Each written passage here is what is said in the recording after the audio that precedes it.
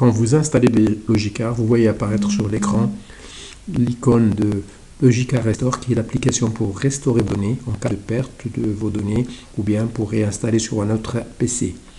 Donc Logicar, on double-clique pour rentrer dans l'application. Le mot de passe il est ici.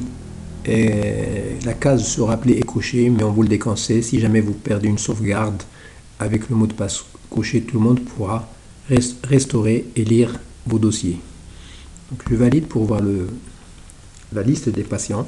La liste des patients au départ, elle est affichée par le premier, c'est le dernier dossier créé, et ainsi de suite. On peut chercher un nom en tapant les premières lettres du nom ou autre chose. On peut aussi utiliser la recherche avancée si on a oublié le nom du patient, qu'il a été mal écrit. Et donc vous voyez, vous aurez le temps de voir tous les mots-clés à partir desquels on peut chercher un dossier.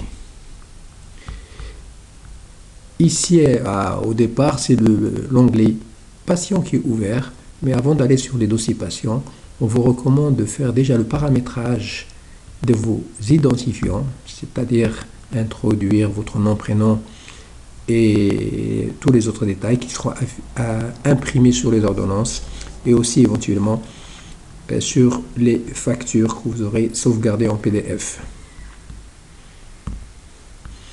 Après les identifiants, vos identifiants, il faut aller à l'application pour gérer les utilisateurs. C'est-à-dire vous, si vous travaillez en réseau, vous êtes le médecin et vous avez un profil médecin. Le profil médecin veut dire que vous avez toutes les autorisations pour votre application, entre autres modifier un courrier, supprimer une consultation antérieure ou même supprimer un dossier. Si vous travaillez avec une secrétaire ou avec d'autres médecins au réseau, il suffit d'ajouter le nom de la secrétaire ou éventuellement d'un médecin, nom, prénom, et vous lui donnez un nom d'utilisateur pour qu'il se connecte et un mot de passe. Après, vous choisissez le profil, c'est important. Si vous donnez à votre secrétaire un profil de médecin, il aura toutes les autorisations pour faire ce que vous pouvez faire. Si vous lui donnez le profil secrétaire, il a certaines restrictions que vous allez définir par la suite sur les habilitations. Donc, je ferme et ici, vous cliquez sur habilitation pour choisir les autorisations que vous allez donner à votre secrétaire qui travaille avec vous en réseau. Il peut aussi se connecter directement sur votre PC en votre absence avec son nom d'utilisateur et son mot de passe.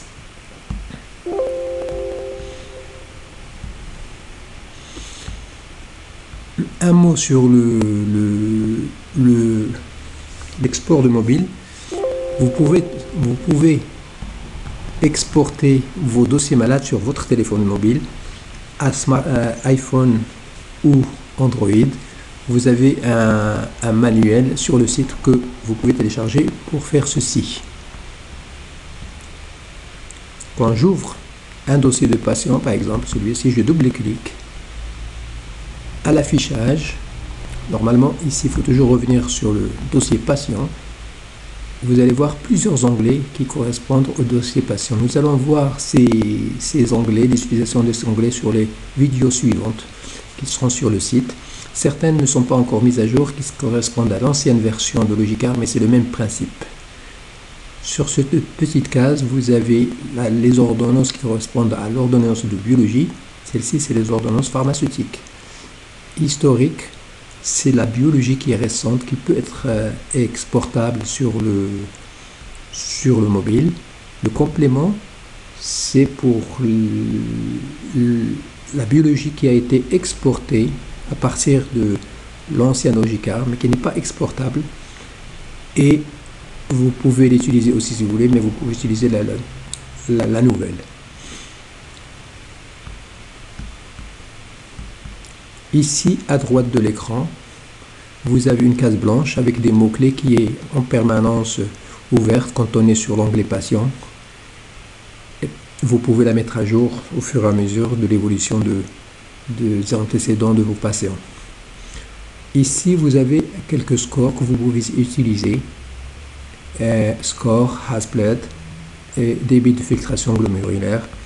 Et il vous mémorise le sexe, l'âge du patient, le poids, le dernier poids mesuré, il vous donne même la date où il a été mesuré.